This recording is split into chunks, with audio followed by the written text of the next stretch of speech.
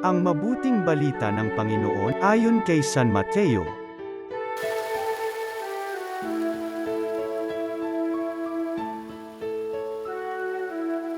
Noong panahong yun, iniwan ni Jesus ang mga tao at pumasok sa bahay. Lumapit ang kanyang mga alagad at sinabi sa kanya, "Ipaliwanag po ninyo sa amin ang talinghaga tungkol sa masasamang damo sa bukid." Ito ang tugon ni Jesus, ang anak ng tao ang naghahasik ng mabuting binhi. Ang bukid ay ang sanlibutan. Ang mga taong pinaghaarian ng Diyos ang mabuting binhi at ang mga taong pinaghaarian ng dyablo ang masasamang damo. Ang kaaway na naghasik ng mga iyon ay walang iba kundi ang dyablo. Ang pag-aani ay ang katapusan ng daigdig, at ang mga anghel ang mga tagapag-ani.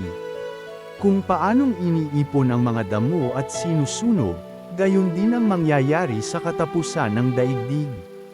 Susuguin ng anak ng tao ang kanyang mga anghel, at iipunin nila mula sa kanyang pinaghaarian ang lahat ng nagiging sanhi ng pagkakasala at ang lahat ng gumagawa ng masama, at ihahagis sa maningnas na pugon.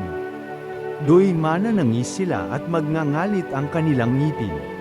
At magliliwanag na parang araw ng mga matuwid sa kaharian ng kanilang Ama. Ang may pandinig ay makinig. Ang mabuting balita ng Panginoon.